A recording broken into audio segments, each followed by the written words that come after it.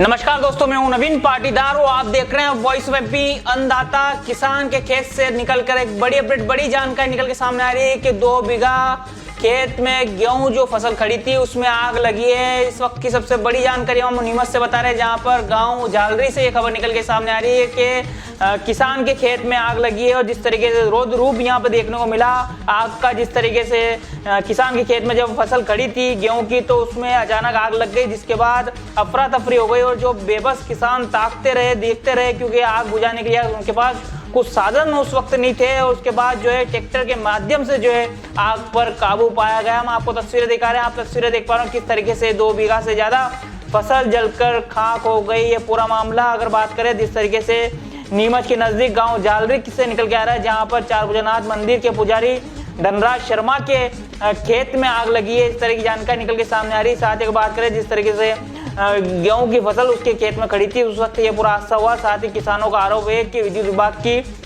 लापरवाही के चलते जो ये नुकसान उठाना किसान को पड़ा हो। इसकी भरपाई के लिए मुआवजे की मांग भी किसान कर रहे हैं। जिस तरीके से जो तस्वीरें आप देख पा रहे हो किस तरीके से हमने आपको बताया किस तरह पुजारी है धनराज शर्मा, उनके खेत में आग लगी। और ये खेत जो है इस खेत में फसल श्री राम पिता प्रहलाद गुजर ने जो है बुआई करके रख रखी थी। और जिस तरह कटाई का काम चलने वाला था उससे पहले ये आग लगी। तस्वीरें आप देख पा रहे होंगे नीमच से निकल के सामने आ रही है, जहाँ पर बड़ा घटनाक्रम सामने आया। 2 बीघा से ज्यादा फसल जलकर खाक हो गई गेहूं की। इस वक्त की सीधी तस्वीरें हम आपको दिखा रहे हैं किस तरीके से ये पूरी तस्वीरें हमारे रिपोर्टर मोहन नागदा आप तक पहुंचा रहे हैं कि किस तरीके से किसान की फसल जलकर खाक हुई, कितनी मेहनत से किसान जो है अपनी फसल को उगाता है। और जिस तरीके से विद्युत विभाग की हाई टेंशन जो लाइट जा रही थी उसके चलते यह हादसा होना बताया जा रहा है। किसानों का बड़ा आरोप है कि अब इसकी भरपाई कौन करेगा, मुआवजा कौन देगा।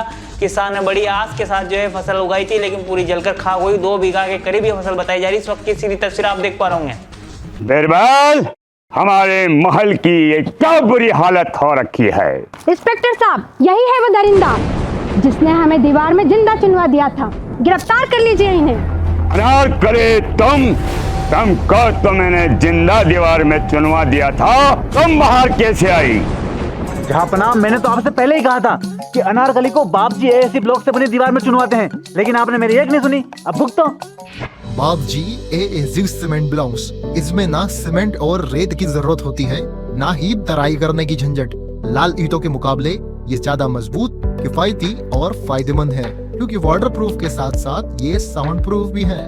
काश मैंने अनारकली को बाजी ब्लॉक से बनी हुई दीवार में चुनवाया होता तो मुझे ये दिन नहीं देखना पड़ता। आप जहांपना जैसी मूर्खता न करें। अपने घर, भवन या मकान को बाप जी एएसी ब्लॉक से ही बनवाएं। बाप जी एएसी ब्लॉक्स, स्टील से मजबूती।